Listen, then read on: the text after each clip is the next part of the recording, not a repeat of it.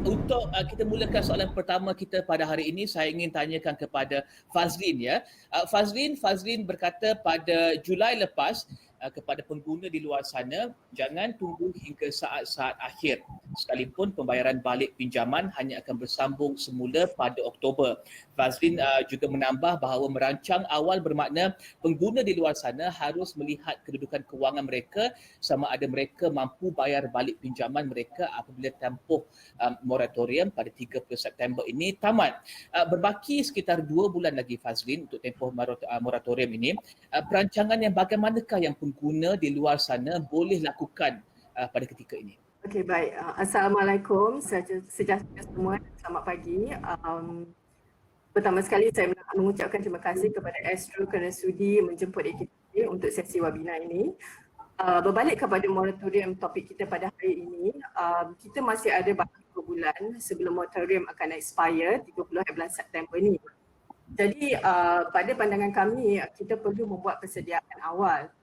Persediaan awal di sini kita katakan daripada segi mental dan juga emosi kita lah. Di mana dari segi mental kita dah tahu dah yang ini akan berakhir bulan September, ansuran bulanan akan bermula pada bulan Oktober dan kita kena set minda kita untuk menyemak balik kedudukan kewangan kita untuk memastikan kita boleh membuat pembayaran tersebut lah. Lepas tu pula dari segi emosi, masa kita tengok kita dapat announcement moratorium tersebut, memang telah dikatakan bahawa ianya adalah untuk tempoh 6 bulan sahaja. Jadi kita tak bolehlah rasa emosional sangat sebab kita memang dah diberitahu terlebih awal. Di sini masa KPP hari tu dalam bulan 4 atau bulan 5, KPP ada menyediakan satu kajian di mana kita tanya orang ramai adakah mereka mengambil moratorium atau tidak. Dan kita mendapati lebih kurang 88% mengambil moratorium tersebut. Dan bila kita tanya apakah sebab mereka mengambil moratorium, ada yang kata untuk menambahkan dana kecemasan. Tetapi ada juga yang segelintir dalam 4-5% yang tidak ada perancangan langsung, dia ambil je moratorium tersebut. Jadi di sini kita kan saya cakap tadi kita kena buat dengan awal. So contohlah ya, kita ni sekarang dah bulan 8 dan kita punya ansuran bulanan tu mungkin 2,000 sebulan yang kita dah ada pilihan aliran tunai daripada bulan 4 hari. Bulan 4, bulan 5, bulan 6, bulan 7. So apa yang kita dah buat dengan 2,000 sebulan yang berjumlah sekarang ni dah 8,000 sebulan. So maknanya dari segi mental kita kena tengok balik. Apakah kita menambahkan dana pendapat kecemasan kita ataupun kita dah guna duit tu untuk membayar balik hutang-hutang kita ataupun kita guna untuk benda-benda yang tidak bermanfaat untuk kita. Jadi persediaan tu kita kena, mungkin kita boleh recollect balik, buat recollection apa yang kita dah buat perbelanjaan tersebut. Lepas tu pula masih ada bulan 8, bulan 9 bagi mereka yang bergaji dan berada pendapatan. Persediaan sekarang ni perlu di mana kita dah tahu bulan 10 kena bayar. Kita tengok adjust balik. This is the time kita boleh di-adjust balik kedudukan kewangan kita. Make sure kita allocate bila kita dapat gaji bulan 8, bulan 9 nanti kita allocate enough money untuk bayar yang bulan 10 nanti bila dia due kan. Okey, Fazlin kata begitu, tapi bagaimana pula dengan Hajah? Hajah adalah seorang perancang kewangan. Hajah, kita perlu melihat sama ada perlu perubahan kepada perancangan kewangan untuk tempoh tidak menentu pada ketika ini. Fazlin kata tempoh 2 bulan terakhir ini harus dilihat untuk menyemak semula kedudukan kewangan kita dan juga mungkin memberi sedikit bajet kepada apa yang akan berlaku pada pendapatan lebihan kita pada 2 bulan terakhir ini. Tapi adakah Hajah melihat dengan mungkin jangkaan peningkatan kes COVID, perlukah pengguna rancang dengan sedikit ketat lagi untuk tempoh 2 bulan terakhir ini sebelum tempoh moratorium tamat pada 30 September ini, Hajah? Ya, bisa. Kalau kita tengok memang saya suka lihat dari perspektif mereka yang mungkin gaji dipotong, diberhentikan kerja ya, atau ada yang saya difahamkan diberi cuti tanpa gaji. So kelompok ini agak terkesan Rizal dengan dari segi menangani aliran wang tunai mereka. So mau tak mahu ya, kami dah bincang juga di Hijrah ni, rasa memang kena ada satu paksaan. Paksaan bagi diri mereka untuk membuat sesuatu yang agak drastik. Sebab situasi ini memang insya-Allah akan berpanjangan, dan kalau mereka tidak ubah aliran waktu, takutnya memang akan dapat situasi yang lebih membangkang. Pertama ya, aliran wang tunai ada dua perkara je kan, kita ada aliran wang masuk dan aliran wang keluar. So kalau mereka yang terkesan ni, aliran wang masuk mereka akan terkesan. That's why dari perspektif moratorium tu, Masya Allah, merupakan satu nikmat untuk mereka ya, sebab mereka tidak perlu membayar hutang bulanan sebab mereka dah ada gaji. Kalau pokok ini memang itu paksa mereka ambil. Mereka memang tidak ada option lain selain dari ambil moratorium itu dan mengguna pakai wang yang sepatutnya digunakan untuk bayar hutang. So bagi kelompok inilah yang paling terkesan, dan saya sarankan pada mereka sebab ada sekarang waktu mereka memanjangkan moratorium bulan lagi. Saya sempatlah melihat laman beberapa bank dan beberapa memuat turun dan buat mereka. Okay. Siapa yang terkesan ni, please pergi to your bank, sebab ada bank dia akan SMS kita atau text kita, tapi ada bank dia mohon, dia nak kita apply online dan tulis dokumen sokongan untuk memberi mereka justify kenapa kita nak panjangkan lagi kita punya tempoh moratorium. Tapi Hajah, mereka juga akan mula membayar sedikit demi sedikit kerana ada pengurangan diberikan kepada jumlah bayaran ansuran kepada peminjam yang diberhentikan kerja dan juga dikurangkan gaji mereka. Jadi adakah Hajah lihat mereka mungkin boleh mula menyimpan pada ketika ini, ataupun mereka bagaimana Hajah melihat kononderan tersebut? Ya, kami tengah membayangkan diri kita dalam diorang issues ya. Bagaimana mereka nak simpan bila gaji dah tak ada. So nak tak nak ya, dia punya wang keluar yang biasa-biasa dia orang melaksanakan tu, dia harus memotongkan. That means kalau biasa kita makan banyak ni dengan wang sekian, kita harus kurangkan. So itu saja ruang mereka ada ya. So kita pilihannya kita duduk semeja, satu keluarga kata okey, abah dari pendidikan kerja, wang yang kita ambil moratorium inilah kita akan cuba maksimalkan penggunaannya. Ada tak ruang untuk berjimat, ada tak ruang, malah memang mungkin ada cadangan kalau kita biasa pasang kipas setiap bilik tu, kita semua duduk satu ruang pasang satu kipas. Drastic as it sounds ya, tapi kena ada tindakan yang luar biasa untuk dapat result yang paling maksimum untuk keluarga lah. Okey, terima kasih Hajah. Kita terus ke Puan Farizan daripada KWSP, Pengurus Kanan dan juga Pengurus Kanan Jabatan Pengurusan Strategik KWSP, Puan Farizan Kamaluddin. Puan, kita tahu ada program Air Lestari bagi meringankan beban kewangan di kala wabak COVID-19. Ahli kumpulan KWSP boleh mengeluarkan wang sebanyak RM500 setiap bulan dari akaun 2 bermula dari April 2020 ke Mac 2021. Dan jumlah ini sekitar RM6,000 jika dikumpulkan RM500 sebulan. Dan sekitar ketika ini ia telah memberikan manfaat kepada 4.5 juta pemohon dengan jumlah pengeluaran sebanyak RM5.71 bilion. Tapi beyond numbers, dollars and cents ni Puan ya, bagaimana pencarum boleh manfaatkan Air Lestari selepas tamat tempoh moratorium ni, terutama kepada mereka yang diberhentikan kerja, dikurangkan gaji mereka, ataupun mungkin berasa sedikit sesak untuk memenuhi tuntutan pembayaran balik bulanan selepas tamat tempoh moratorium ni Puan? Okay, terima kasih Rizal. Sebelum saya menjawab soalan Rizal ya, saya suka untuk menjelaskan sekali lagi ya. Sebenarnya simpanan KWSP ni dia adalah simpanan untuk persaraan ataupun yang kita panggil retirement income ya. Sepatutnya dia digunakan apabila kita bersara. Dia sebenarnya bukan bertujuan untuk membayari, untuk digunakan bagi keperluan semasa, untuk penggunaan semasa ya. Sebab itu pengeluaran daripada akaun 2 kita KWSP benarkan adalah berdasarkan tujuan tertentu. Jadi dengan mengambil kira keadaan yang sedang berlaku sekarang, KWSP pun membenarkanlah pengeluaran dana persaraan dia untuk keperluan semasa bagi membantu ahli menangani masalah COVID-19 ini. Jadi berbalik kepada air lestari ya. Sebenarnya ahli dia boleh memanfaatkan pengeluaran air lestari ini. Satunya yang pertama adalah bagi tujuan membayari keperluan hidup mereka seharian ya dalam tempoh pandemik COVID ini. Dan yang kedua, mereka boleh menggunakannya sebagai dana kecemasan seperti mana yang dinyatakan oleh Puan Haji Rohani tadi.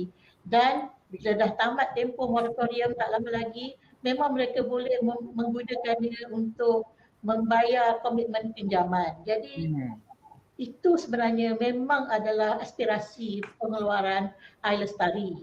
Tapi selain daripada air lestari sebenarnya, di bawah pakej rangsangan ekonomi juga ya, KJBSP turut melaksanakan satu lagi inisiatif iaitu penurunan kadar caruman bahagian pekerja daripada 11% kepada 7%. Jadi ada penurunan sebanyak 4%. Jadi selain daripada air lestari, ahli sebenarnya boleh turut memanfaatkan lebihan pendapatan yang dibawa balik tu ya, take home pay sebanyak 4% tersebut. Jadi yang ini pun boleh turut dimanfaatkan sama ada untuk dana kecemasan ataupun untuk membantu mereka membayar komitmen pinjaman ya. Tapi saya juga ingin menyarankan lah ya, nak menambah daripada apa yang dinyatakan oleh Puan Haji Rohani tadi. Apa yang penting, pendapatan memang kita tak boleh buat apa-apa sebab dia di luar kawalan kita. Tapi apa yang berada dalam kawalan kita adalah perbelanjaan.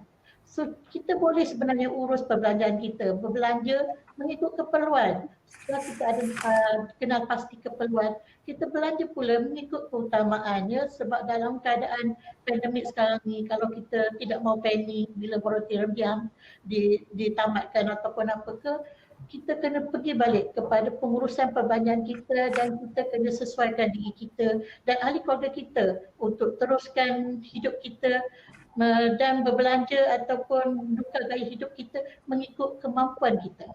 Okey, kita akan kembali kepada isu bentar saja lagi. Saya rasa itu adalah poin fokus ataupun fokus poin kita yang bagus untuk kita teruskan perbincangan tersebut. Jika kita dibuang pekerja, dikurangkan pendapatan, Hajah katakan bahawa perubahan drastik harus dilakukan.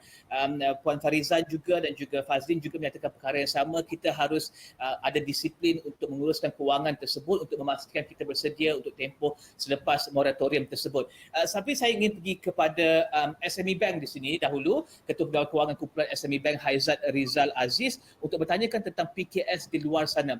Kepada PKS di luar sana, kerana kita tahu pada tempoh PKP tersebut pada awal dahulu perniagaan susah untuk mendapatkan jualan, tetapi pada ketika ini PKPP yang bermula pada 10 Jun ada perniagaan yang banyak perniagaan mula dibuka dan juga kembali beroperasi biarpun dengan mungkin volume jualan yang sedikit rendah.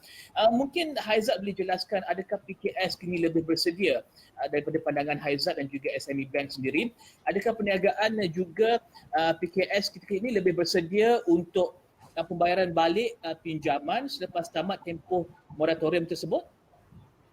Okey, Rizal, sepanjang 4 bulan yang lepas, SME Bank telah mengadakan banyak engagement session dengan usahawan sektor-sektor perniagaan yang terjejas akibat pandemik COVID-19 dan semasa tempoh PKP dilaksana. So apa yang kita dapati, untuk aktiviti perniagaan kembali beroperasi secara keseluruhannya, untuk kembali ke tahap operasi optimum seperti sebelum PKP bermula tu memerlukan tempoh masa.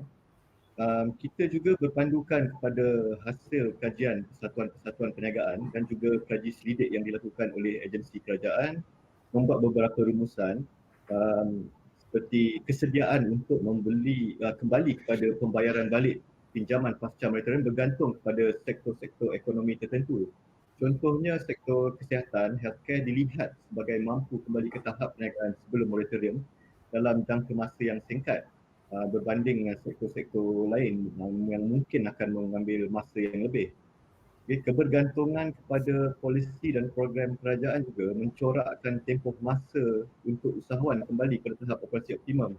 Contohnya macam penutupan sempadan masih menyukarkan pemulihan sektor pelancongan yang bergantung kepada pelancong luar negara, import export misalnya, the supplies and our exports to other countries.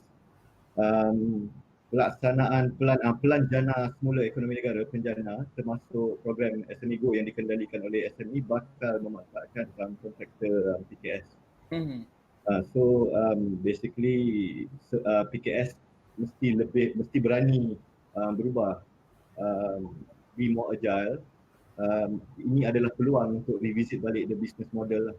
Okey, tetapi mungkin Haizat juga boleh kongsikan apakah antara keluhan semasa PKS pada ketika ini, tempoh PKPP ini, melihat kepada kedudukan kewangan mereka. Adakah PKS yang sudah mula berjumpa dengan SME Bank, sudah mula mengadakan perbincangan dengan banker mereka untuk menyatakan kedudukan kewangan mereka dan sama ada mereka mampu untuk membayar kembali pinjaman mereka selepas tamat tempoh moratorium tersebut? Rata-ratanya usahawan mungkin menghadapi 3 senario lah. Yang ada satu, yang pertama dia berhenti operasi, cease operation terus. Kedua, perniagaan masih berjalan tapi hasil jualan dia menurun menyebabkan modal kerja tu berkurangan. Yang ketiga, hasil jualan meningkat naik pun ada tapi dan masih mampu untuk menjana aliran tunai yang stabil. So saya dibagi pihak SME Bank menasihatkan supaya mereka datang awal dan bincang sekarang. So don't wait until last minute.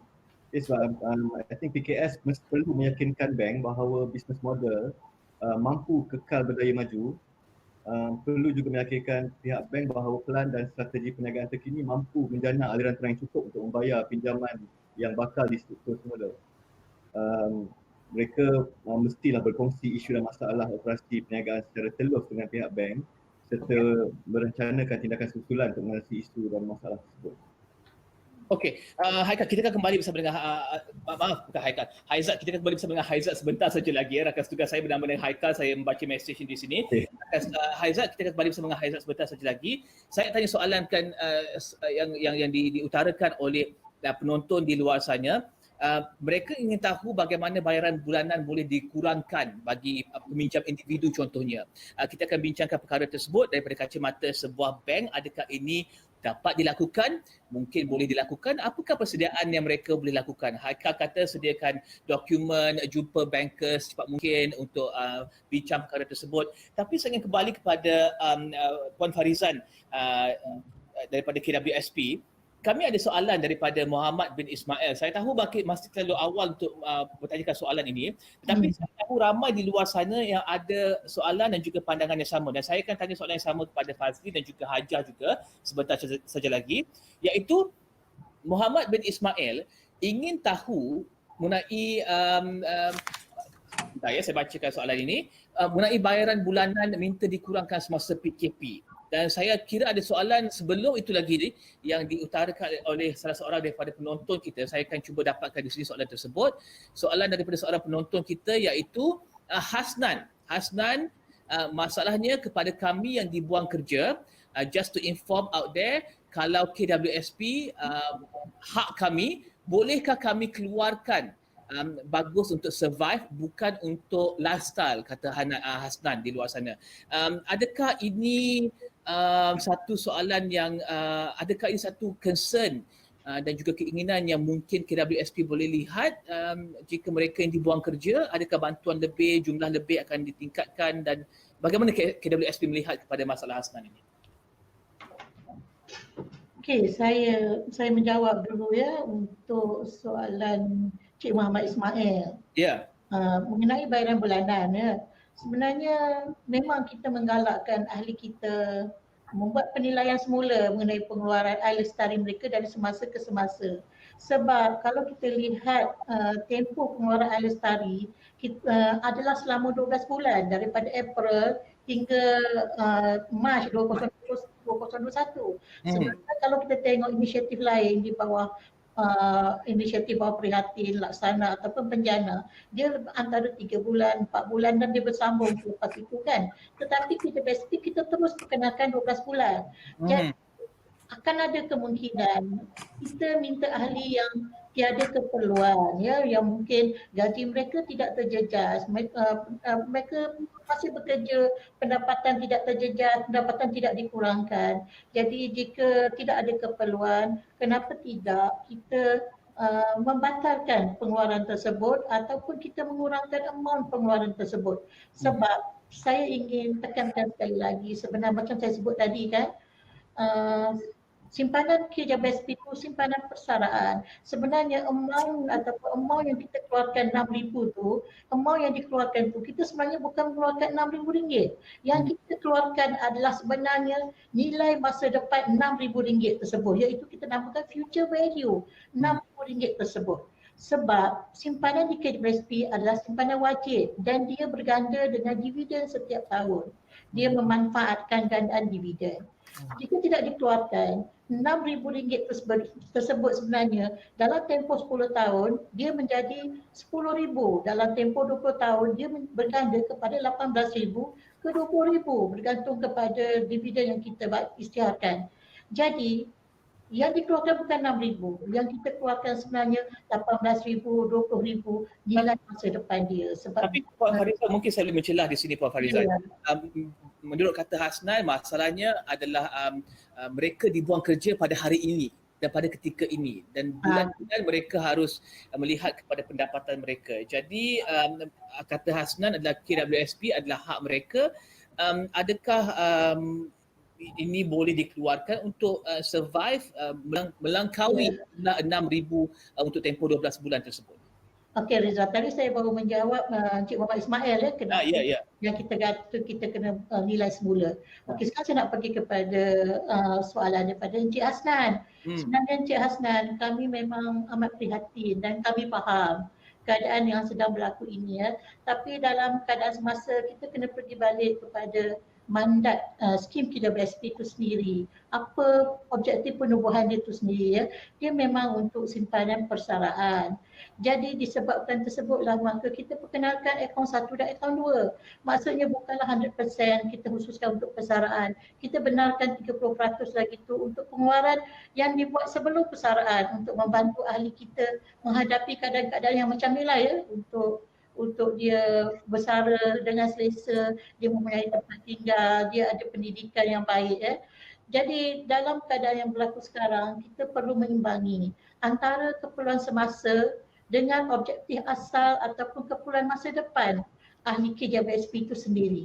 Sebab dalam inisiatif ataupun dalam menangani masalah COVID-19, kita perlu melihat secara menyeluruh. Inisiatif yang dilakukan oleh kerajaan, dia ada banyak inisiatif lain selain daripada KJBSP.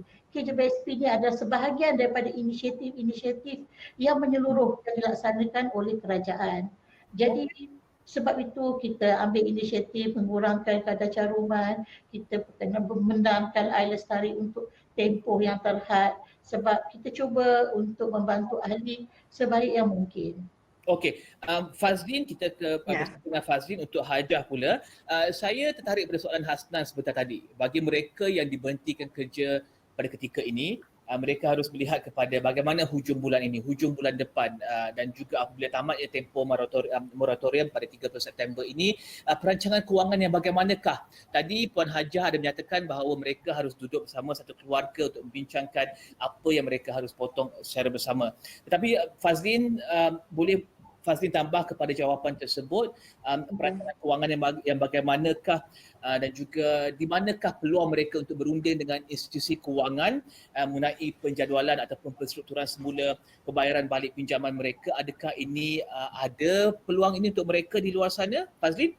Okey, terima kasih. Bank Negara Malaysia dia ada mengeluarkan satu siaran akhbar minggu lepas pengumuman Yang Amat Berhormat Perdana Menteri. Ia mengatakan bahawa institusi perbankan bersedia memberi fleksibiliti.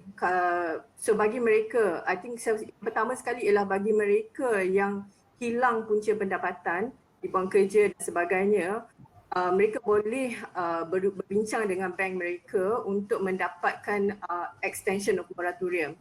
Tetapi di sini approach is currently is going to be targeted assistance. Macam memberikan flexibility itu kepada kumpulan yang bersasar sahaja, kepada mereka yang terkesan dengan COVID-19 ni. Jadi dia bukan, kita compare dengan current punya moratorium is automatic, semua orang dapat kan. Tapi yang ke depan ni adalah untuk mereka yang terkesan sahaja, is called targeted assistance, di mana kalau kita hilang pekerjaan macam tadi Encik Hasnan kata tak ada punca pendapatan, dia perlu pergi kepada bank dan state dia punya kes, berbincang, tunjuk bukti bahawa dia telah diberhentikan kerja, memang dia tak ada savings dan dia punya tak ada monthly pencaruman dalam KWSP dan sebagainya, membuktikan bahawa dia dah telah diberhentikan kerja, dan sebab oleh itu bank akan memberi flexibility untuk mungkin moratorium ataupun mungkin membayar interest sahaja atau ansuran yang lebih rendah. Itu dah ada satu announcement daripada Bank Negara pada minggu lepas. Dan di sini bila saya cakap tadi awal-awal mengenai persediaan awal, ini adalah salah satu persediaan awal yang orang ramai boleh buat, iaitu pergi berbincang dengan bank. Berbincang dengan bank untuk mendapat balik maklumat mengenai pinjaman-pinjaman mereka dari segi ansuran bulanan yang nak kena bayar, kadar yang baru yang akan dikenakan dan juga charge-charge lain. Jadi kalaulah mereka tu ada situasi seperti Encik Hasnan tadi, mereka boleh state dia punya case dan tengok macam mana. Okay. Sebenarnya it doesn't end there. Dia tak adalah macam pergi kat bank, lepas tu bank mungkin akan buat proposal dan sebagainya. Mereka boleh berbincang, tapi sebab saya daripada AKPK, so kami di AKPK juga sedia membantu dan mendengar masalah-masalah orang ramai. Dan paling ringkas, adakah ini akan beri kesan kepada status sikris peminjam yang mungkin ingin melihat kepada merundingkan semula pembayaran bulanan mereka? Bagaimanakah ini akan berikan kesan pada status sikris mereka? Untuk jadualan dan persetujuan semula pinjaman secara terus daripada bank tadi, yang saya cakap di mana Bank Negara membuat announcement itu, sikris tidak akan terjejas. Itu telah diberitahu. Tetapi sebagaimana orang ramai tahu, kalau masuk program AKPK memang tidak akan ada tagging sikris mengatakan mereka telah memasuki program AKPK. Ya. Jadi mereka boleh, pilihan pertama adalah pergi ke bank dahulu, kemudian jika mungkin berdepan kesukaran lagi, pergi pilihan kedua iaitu pergi ke AKPK. Yes. Tapi pergi ke AKPK untuk berborak-borak pasal kedudukan kewangan mereka, adakah ini boleh dilakukan? Ya, memang kami mengalu-ngalukan orang ramai yang terjejas dengan pendapatan ataupun mereka yang rasa dia orang punya cash flow dah macam perlu diberi perhatian lah kan. Datang ke AKPK untuk berbincang dengan kaunselor kami lah. Sebenarnya kami sekarang ni buat telefon counselling. Akan tengok balik aliran tunai, apa yang perlu adjust, kita akan recommend lah kepada pelanggan tersebut. Jadi kami memang mengalu-ngalukan orang ramai untuk bincang dengan itu. Jadi jumpa tak akan tag sikris lagi untuk yang jumpa untuk berborak dulu tak akan. Kalau berjumpa tak ada. Okey, saya rasa pengguna di luar sana ingin tahu adakah perkara itu akan tag sikris ataupun tidak. Hajah, kembali pada apa yang Hajah katakan tadi itu, iaitu satu keluarga harus duduk bersama. Hajah banyak memberikan kaunseling dan juga bimbingan kewangan kepada ahli keluarga, kepada individu, keluarga muda semua. Adakah ini mudah untuk dilakukan Hajah, untuk memastikan ahli keluarga dapat be on the same page untuk kita bergerak ke hadapan bagi mereka yang dibuang pekerjaan, dikurangkan gaji mereka? Bagaimana Hajah cadangkan mereka lakukan perkara ini? Okey, terima kasih Rizal. Sebab kami ni perancang ataupun di keuangan Islam. So memang kalau for Muslims, kita memang kena singkap Al-Quran, dan actually one verse in the Quran daripada surah Al-Baqarah ayat 155, memang Allah dah berfirman dan kita semua akan diuji dengan ketakutan, kelaparan dan kekurangan harta. Itu yang paling solid lah kalau itu dibawakan sebagai tadabbur keluarga maka masa isu tadi Fazlin cerita pasal kita kena ada emosi stabil dari segi rasional kita sebelum kita boleh laksanakan sesuatu.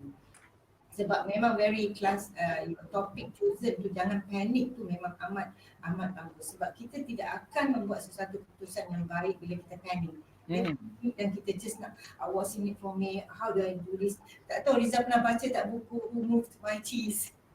Oh, ada sebenarnya nampak tapi tak. Apa? Now you have audio books, Masya Allah. So you can go to YouTube, just key in nama buku tu, dan saya sebenarnya semalam saya mendengar lah 50 minit bacaan buku Who Moved My Cheese. So saya ingin cadangkan juga pihak Cik Haizat mungkin boleh intro kepada semua PKS ya.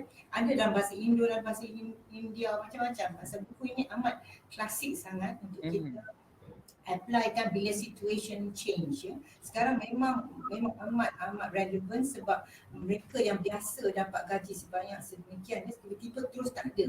Ini kalau you ambil falsafah one of the character dalam buku itu, How kalau tak silap saya, dia ada 2 tikus dan 2 lelaki kecil. So satu tikus ni dipanggilnya Scuffy, satu Sniffy. Sniffy ni memang dia boleh bawa tapi tak betul dia laksanakan. Scurry tu dia memang laju je nak membuat sesuatu. Tetapi lelaki kecil ni yang klasik sangat kita punya perwatakan. Seorang yang memang suka situasi tak berubah. I just like this, I tak nak change. Yang seorang tu memang adapt to change. So saya rasa sekarang masa yang sesuai untuk kita intro balik cara motivasi begini, dan kalau kita dapat mengamalkan cara perubahan dan ambil juga iktibar daripada ayat-ayat Quran ya. Surah Al-Baqarah tadi 155, satu lagi 152, Allah dah cakap kalau ingat pada Allah, Allah ingat pada kita. Dan siapa yang sabar memang Allah akan bantu. So kita kena ambil banyak iktibar sebab saya pun dikejutkan oleh berita-berita mereka yang commit suicide because of financial stress ya. Kita harus mendatangkan satu ketenangan kepada rakyat ya, dan media massa main peranan penting ya, untuk kita sampaikan mesej supaya rakyat di luar sana jangan terlalu panik dan ingat tidak ada lagi ruang untuk dia memberi solution kepada keluarga. Dan jika seseorang tu kehilangan pekerja ataupun kurang pendapatan, dikurangkan gaji mereka, jika mereka pergi ke Hajah, apa yang Hajah akan suruh mereka lakukan? Top 3 perkara utama yang Hajah akan suruh mereka. Dia Muslim, dia datang kat saya firstly taubat. Soalan taubat dan istighfar banyak-banyak dan kita akan melalui Al-Quran. Sebenarnya Rizal, saya memang didatangi oleh seorang kontraktor yang ingin membunuh diri beliau sebab beliau tidak boleh settlekan masalah kewangan. So memang saya ada pengalaman dan melihat bagaimana situasi itu berlaku. Dan kita harus tangani dengan very sensitif, tapi bila kita Muslim, insya-Allah sandaran dia amat kuat. Dari segi perancangan kewangan pula, apa yang mungkin Hajah boleh cadangkan mereka lakukan? Buat spreadsheet ke, buat bajet dengan lebih, Hajah tekan duduk bersama memang tak kita dah sentuh bab duit keluar memang bajet seteliti mungkin.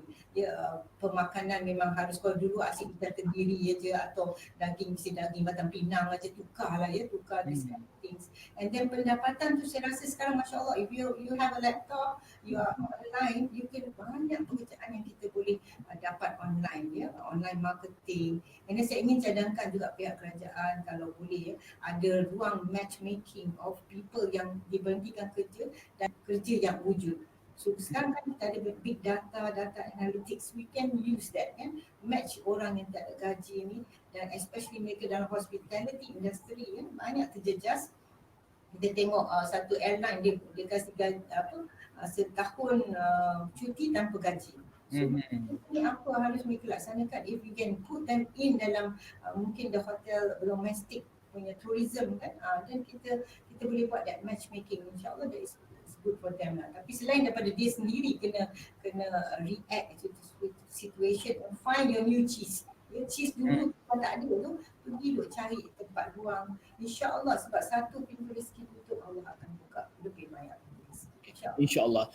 Dan kepada Haizat saya ingin kembalikan kepada Haizat soalan ini, iaitu bagi sebuah bank, apakah nasihat yang boleh diberikan kepada mereka ingin datang ke bank untuk struktur semula pinjaman bagi seorang peminjam individu ataupun PKS sekalipun, apa yang bank boleh sediakan pada ketika dan juga tempoh ini? Tadi Fazlin ada menyatakan tentang kenyataan sirkular daripada bank negara, bagaimana bank-bank akan membantu pelanggan mereka. Bagi SME Bank dan juga Haizat yang ada pengalaman yang banyak dalam industri perbankan, apa yang Haizat dan juga SME Bank akan lakukan kepada pengguna dan juga peminjam di luar sana?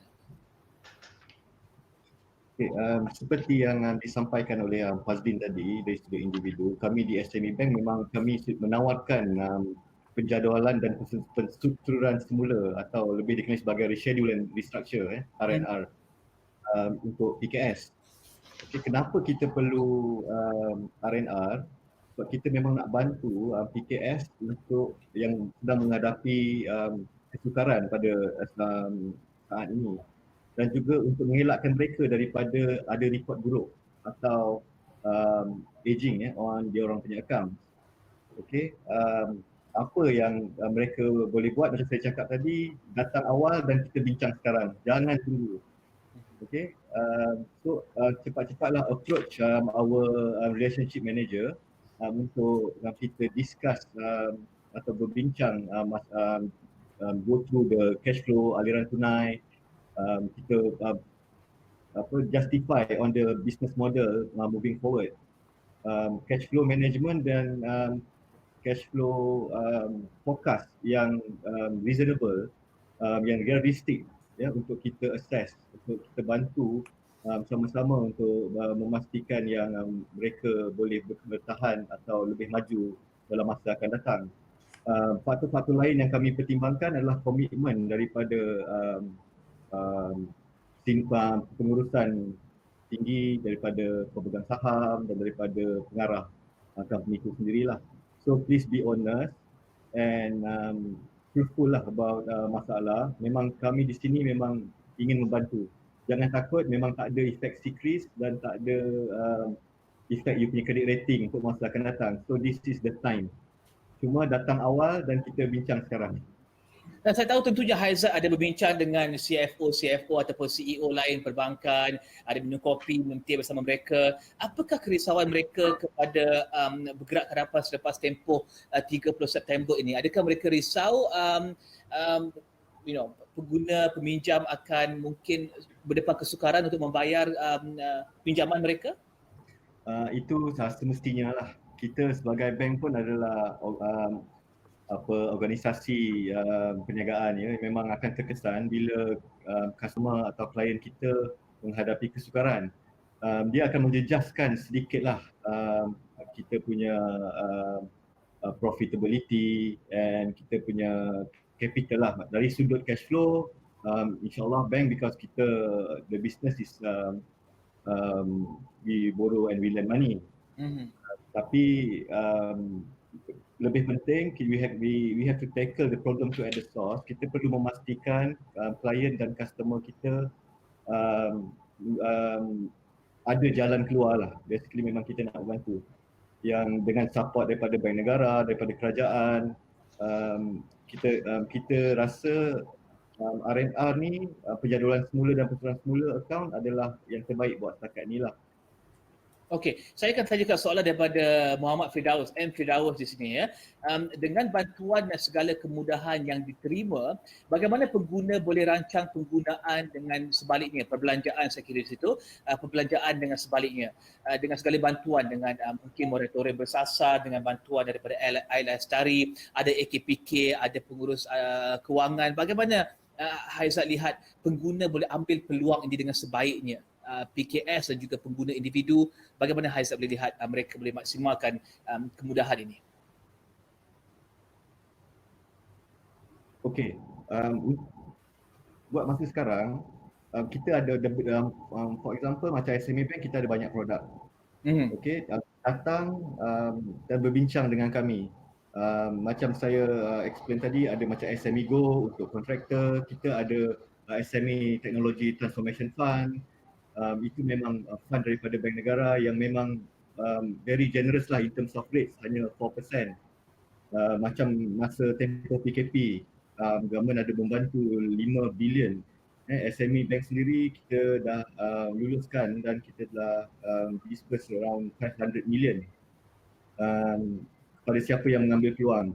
So macam saya telah katakan tadi, ini adalah peluang untuk SME atau PKS untuk assess balik, revisit the business model, talk to the bank, to the financial, untuk berbincang, dan ya inilah masanya untuk mengambil peluang untuk maju ke depan pada masa seterusnya. Paling ringkas, Aizat, ada success stories yang diterima daripada SME yang mungkin sehingga kini terjejas pendapatan mereka yang SME Bank telah bantu? Ini untuk masa PKP ke atau? Masa PKP sehingga kini ada yang Aizat boleh kongsikan bersama dengan Dontor? Daripada masa PKP kebanyakan mereka ada masalah cash flow. Masalah itu macam seperti mana yang kita semua sedia maklum, kerajaan ada memberikan 5 billion lah relief facility to 1 million. The process tu memang very fast. Pada siapa yang mengambil peluang, tapi benda tu agak limited. Pada siapa yang mengambil peluang atau really care about their business or their organisation, about dia punya staff. So itu dapat membantu mereka sustain untuk dalam masa beberapa bulan ni. Memang 90+% lah of our clients yang memang ambil yang bersetuju untuk apply fund tersebut. Seterusnya selepas post Mora ni, inilah kita akan offer extension of R&R. So saya memang berharaplah memang mereka tampil dan berbincang dengan kami macam mana kami bantu untuk akan datang. Okey, saya ada banyak soalan berkenaan untuk SME Bank, tapi saya akan berikan kepada ahli panel lain dahulu. Mungkin kita juga boleh melihat pada soalan ini, soalan daripada Afruz ya. Ketika ini, in my case, I'm okay with the impending end of moratorium, but now we may have a new wave of MCO ataupun new wave of COVID cases. Should I reserve the cash I have saved during the moratorium just in case the situation gets worse, or is it safe for me to invest the money to grow my business? Or saya rasa untuk pengguna di luar sana mungkin to spend ataupun untuk melabur duit ini. Mungkin Hajah boleh lihat pada soalan tersebut, sama ada duit yang disimpan pada tempoh moratorium ini boleh dilaburkan untuk perniagaan ataupun untuk individu melabur dalam produk-produk pelaburan di luar sana. Hajah? Ya, okey Lisa. Sebab memang ada yang tanya kalau kita savvy on investment, memang sebaiknya kita boleh masuk pelaburan, sebab kalau kita ikuti trend pelaburan baru ni, kita ingat COVID tu akan menurun dan terus menurun. Pelaburan kita nyata dalam tempoh, saya ingat kalau tak silap saya dalam March to April tu dia memang menaik dan kita pun tidak bayangkan yang beberapa ambil saham pun terus menaik dari segi prestasi dia. Tapi dia kena berhati-hati sebab risikonya kita tidak mahu ambil terlalu tinggi risiko. Of course you have to save your money but save and invest is still the best, sebab investing you know mana yang nak masukkan dan you tahu membaca risiko. Itu suited profile dia lah. Dan of course jimatlah dari segi jangan berbelanja berlebihan seperti Puan Fazlina cakap kalau kita nak tu ikut keperluan bukan nak memang very basic wants and needs analysis insyaAllah. Tapi satu lagi lah mungkin bagi mereka yang dah berhentikan kerja, saya difahamkan pihak SOKSU juga ada memberikan sedikit bantuan untuk mereka yang diberhentikan kerja oleh majikan, mungkin a few months lihat di sana. Dan juga kalau ingin datang ke pihak kami memang mengandalkan juga sebab kami boleh membimbing anda menjadi perunding kewangan Islam insyaAllah. Okey, saya ada soalan daripada Rod, saya tanyakan kepada AKPK, kepada Fazlin. Rod bertanya, soalan saya disebabkan PKP ketika ini kredit rekod bakal tidak cantik sebab lepas moratorium ini pun income level dah tak sama. Macam mana nak mencantikkan balik kredit rekod saya? Terima kasih. Kepada Fazlin Fazlin? Ya, okey. Sebenarnya kredit rekod ni dia adalah sesuatu yang bank akan guna untuk untuk menilai sama ada nak bagi pinjaman atau tidak.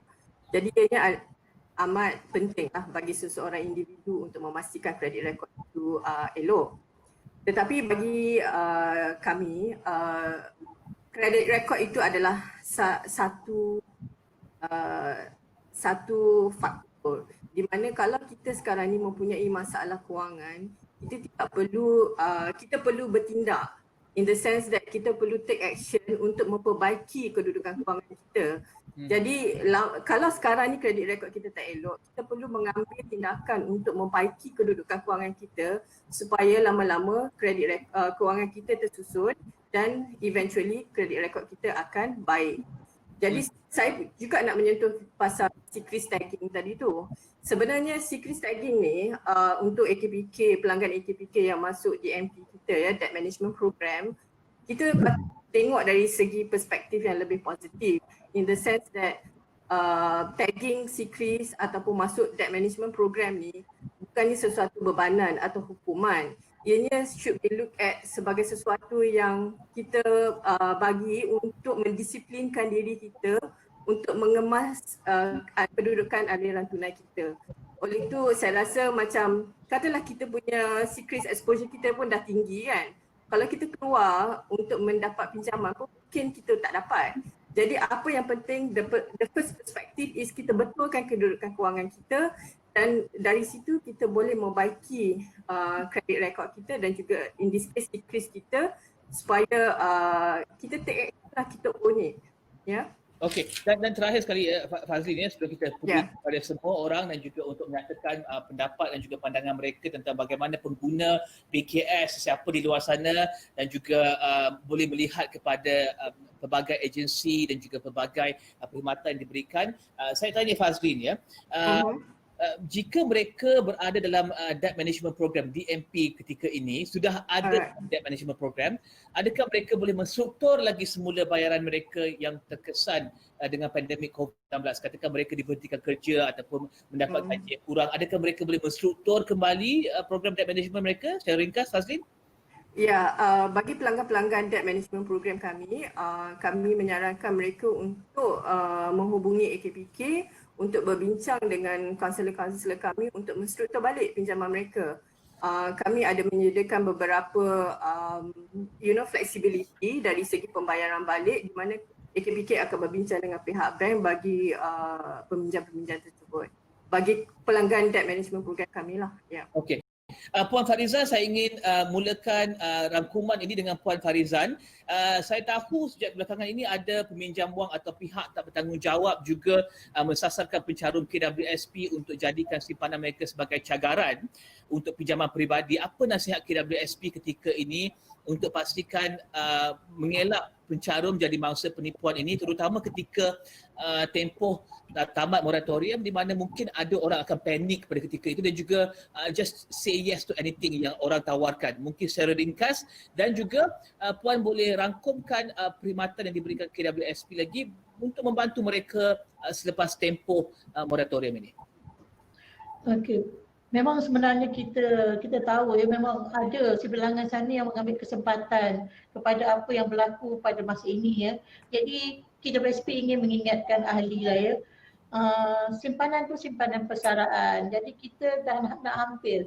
Jadi jangan kita terjebak dengan janji-janji pelaburan yang memberi pulangan yang tinggi dalam tempoh yang singkat, mengambil pinjaman peribadi dengan mencagarkan simpanan KWSP ataupun membuat pengeluaran menggunakan pihak ketiga yang mengambil komisen. Jadi perkara-perkara ini sebenarnya ini salah ya, kita jangan terjebak. Apa yang kita perlu ingat, ahli perlu ingat, kita dah mengumpul simpanan KWSP ni selama berpuluh-puluh tahun. Ya, manfaat gandaan dividen tu dah banyak. Jadi kalau berlaku kerugian ataupun hilang, kita dah tak ada masa, dah tidak sempat lagi dah untuk mengumpul balik simpanan sebanyak itu untuk kita tanggung persaraan kita nanti. Kita jangan biarkan diri kita miskin di hari tua kita ya. Dan kepada saya juga ingin menyarankan kepada usahawan-usahawan PKS yang menghadapi masalah untuk membayar caruman. Dan datang ke mana-mana pejabat KWSP kita yang terdekat, berjumpa dengan pegawai KWSP, dapatkan nasihat dan buat perundingan. Bagi ahli-ahli yang lain pula, mereka sebenarnya boleh dapatkan nasihat persaraan ya, nasihat keuangan daripada pegawai penasihat kita di pejabat-pejabat KWSP di bandar-bandar utama ya. Jadi nasihat keuangan itu adalah percuma. Jadi semua benda tu ada diberikan oleh KWSP.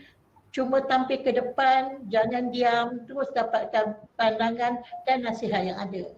Okey, Haizat pula bagaimana nasihat kepada PKS, SME di luar sana, perniagaan di luar sana yang Haizat kata datang ke SME Bank, boleh bincang, boleh rundingkan secepat mana perkara tersebut boleh berlaku dan juga sifat mana mereka boleh lihat kesannya dan juga apa yang SME boleh tawarkan lagi beyond dollars and cents. Adakah hand holding untuk SME ini ataupun bagaimana?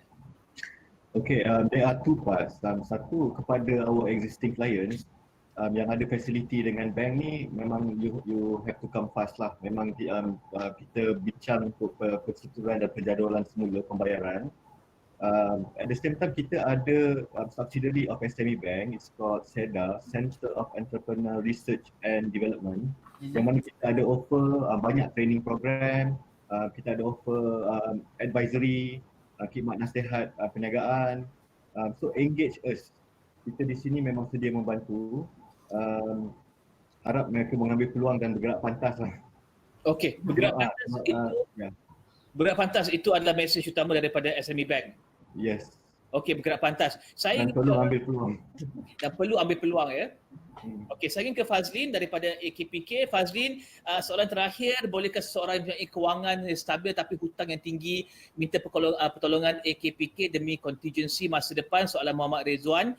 Dan Fazlin boleh rangkumkan apakah yang AKPK boleh berikan lagi kepada mereka di luar sana ketika tempoh tamat moratorium ini, terutama kepada mereka yang kehilangan pekerjaan, kepada mereka yang pendapatan mereka dikurangkan dan mereka yang takut untuk ke AKPK atas segala stigma yang wujud daripada apa yang berlaku pada rakan-rakan mereka ataupun orang yang mereka kenali. Bagaimana Fazli melihat pada perkara ini?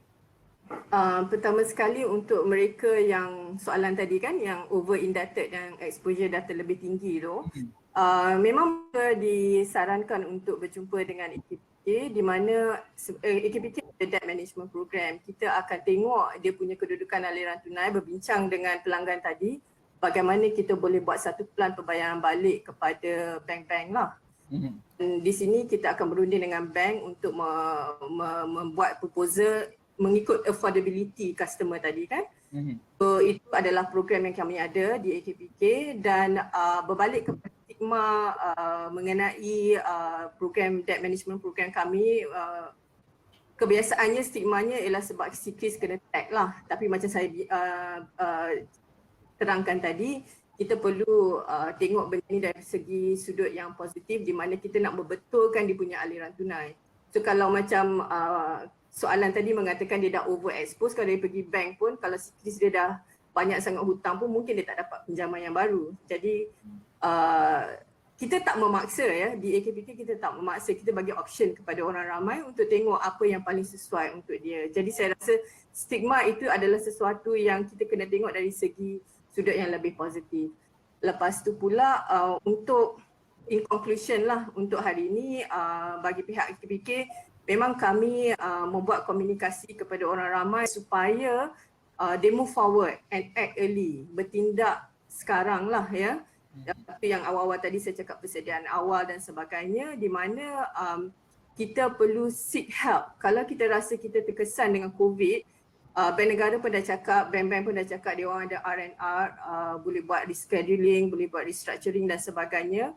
Dan kalau dia rasa macam masih tak boleh nak berjumpa dengan bank di sebab-sebab yang tertentu, mungkin proposal bank terlampau tinggi dan sebagainya, mereka boleh juga berbincang dengan AKPK. Dan AKPK boleh bantu mereka untuk halakan mereka kepada agensi-agensi yang berkaitan dan juga facilities yang ada untuk mereka lihat.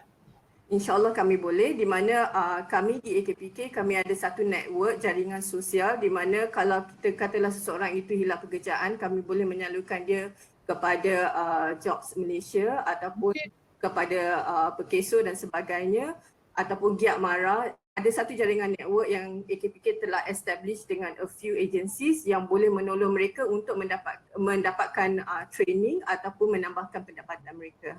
Okey, dan terakhir sekali adalah Hajar. Hajar, saya tahu ramai agensi dan juga banyak agensi telah menyatakan bahawa mereka boleh membantu. Mereka ingin orang yang terkesan ini ataupun pengguna peminjam yang terkesan ini untuk pastikan bahawa mereka datang dengan pantas. Ada pelbagai bantuan dan juga kemudahan yang diberikan. Nasihat Hajar kepada mereka yang terkesan di luar sana, mungkin sudah ada mula sikit-sikit bibit panik tersebut. Apakah yang mereka harus lakukan, ambil peluang ni bagaimana dan juga bagaimanakah peranan perancang kewangan ketika tempoh sukar ini bagi mereka yang kehilangan pekerja dan juga mereka yang kekurangan pendapatan apabila tamat tempoh moratorium 30 September ini. Ya, lagi sekali lah kita sarankan bagi mereka yang ambil saja positif situasi ini, apapun yang terjadi ada hikmah di sebaliknya. So yang penting kita bertindak to better our position. So sekarang pihak bank dah dengan terbukanya memberi ruang untuk kita datang negotiate. Saya dulu banker in the 1980s, tak pernah bank kita macam tu. Bank memang asyik nak saman, asyik nak lelong, asyik nak bankruptkan. Tapi sekarang masya-Allah bank-bank amat positif dan open minded dan menjiwai satu sifat empathy dengan customer masing-masing. So ambil peluang ini, pergi berbincang dan berterus terang dengan keadaan keuangan kita. Maksudnya dokumen tu termasuklah kita kena bawa kita punya financial aliran wang tunai kita. Tulis catat apa yang anda belanja sekarang, pendapatan saya dah kurang sekian, saya punya belanja tetap macam ni, anak membesar, apa, cerita setelus-telusnya dengan pihak bank. Of course jangan tak terus terang ya, jangan membohongi ya diri anda dan bank. Berterus terang dan share your real financial situation, insyaAllah akan dapat di restructure kembali. Dan of course pendapatan kenalah usaha lebih sikit ya, pergi cari kerja di luar sana, insyaAllah ada ruang. Jangan of course jangan kita duduk aja expect benda tu berubah, expect benda tu datang ke kita. Kita kena ubah diri kita, baru insyaAllah kita akan dapat rezeki di luar sana, insyaAllah. InsyaAllah, dan itu adalah mesej positif untuk kita akhiri perbincangan webinar kita pada hari ini pasca moratorium. Bagaimana untuk tidak panik, saya ingin kembali memperkenalkan panelis kita pada hari ini, Haji Rohani Datuk Haji Muhammad Syahir, Pengarah Hijrah Wealth Management Sdn Berhad, Puan Farizan Kamaluddin, Pengurus Kanan Jabatan Pengurusan Strategi KWSP, Puan Nur Fazlin Zakaria, Pengurus Besar Bahagian Operasi ATPK, serta Haizat Rizal Aziz, Ketua Pegawai Kewangan Kumpulan SME Bank, berkongsi kepada kita cadangan. Dan saya kira antara yang paling penting sekali yang saya dapati daripada webinar ini adalah pertama sekali, bertindak pantas. Kedua, jangan malu, jangan rasa takut untuk bertemu dengan pegawai-pengurus bank, untuk bertemu dengan AKPK, untuk bertemu dengan pengurus kewangan, untuk membincangkan situasi kedudukan kewangan sebagai sebuah PKS, sebagai seorang peminjam individu, untuk melihat kepada bagaimanakah kedudukan kewangan anda selepas tempoh moratorium, terutama bagi individu yang kehilangan pekerjaan dan juga pendapatan mereka dikurangkan. Dan kami akan bawakan lebih banyak perbincangan berkenaan dengan normal baru ini. Jangan lupa sertai workshop kami minggu depan bertajuk Work From Home, Secrets to a Productive Day. Berbagai tips yang sangat produktif dan juga praktikal bakal dibincangkan dengan pakar etika bekerja dari rumah dan juga wakil dari Google. Selasa depan 11 Ogos jam 2 petang.